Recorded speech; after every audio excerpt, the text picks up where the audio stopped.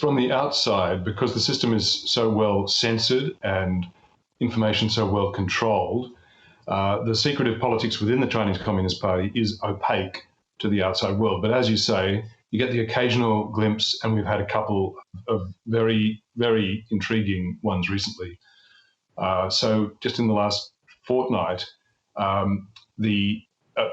public security figure, the Vice Minister for Public Security, who was also the Minister for Justice in the Chinese cabinet, but more importantly, a figure seen as very close to Xi Jinping, the president, and very close to him for a long time, and as the chief enforcer of Xi Jinping's purges, and he's had a lot of them under the rubric of anti-corruption.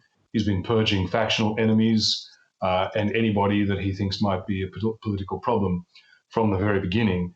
So this official, Fu Jinghua, has suddenly been placed under investigation, which is the prelude to prosecution, purge, and punishment. So this has been quite a sensation within the Chinese political world. And that's public because once you're placed under investigation, they have to announce it. So the big question is why? And he's been accused, apparently, of forming cliques and fomenting factions. In other words, beyond the control or the visibility of the president, talking to other people within the security establishment. So he's the guy who controls the police, the secret police, the prosecutorial system, and the judiciary in China. Very, very important, pivotal public security figure. So if he's been trying to form a clique, obviously Xi Jinping feels threatened and he's moved against him to remove him. So that was a very powerful, telling insight into not only the fact that, so either the threat was real and there was a conspiracy forming, in which case that's pretty interesting that someone so close to the president, who's seen as all-powerful, could yet be vulnerable to an internal factional intrigue against him. But even if it's not real, even if it's just imagined and it's a moment of paranoia from the president, well, that's pretty instructive too. Yes. He's not the only one who's been pushed to the sideline as well. There are other people that Xi fears. Is this paranoia, to your point? Are these constant purges, although they haven't happened necessarily for a while, they did at the start of his time in power, but are they real threats? Is it a suggestion that he is not as secure as some might think?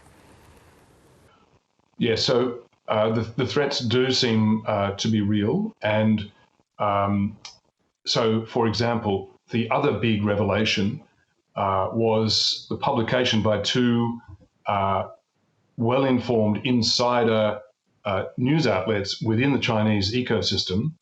They're not the People's Daily, they're not the Global Times, they're not the official mouthpieces of the Chinese Communist Party, but they're seen as semi-official and long tolerated and very well informed, published a story that there was a police plot to take action against the president, Xi Jinping, when he was expected to visit the city of Nanjing in Jiangsu province. And some of the top police officials in Jiangsu province, together with a billionaire who was executed for graft in January, and other local officials have now been named as plotting against the president to do something nefarious and illegal against him when he visited. Now, the exact threat hasn't been spelled out.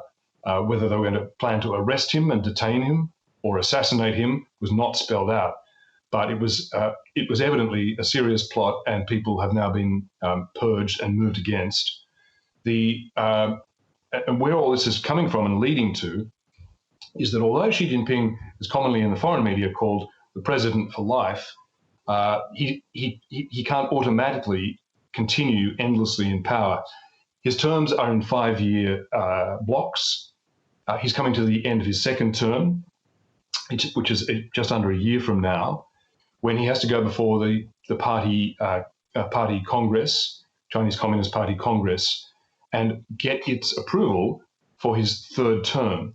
Now, I'm relying heavily on the preeminent observer of elite Chinese politics, Willie Wo Lam, from the Chinese University of Hong Kong.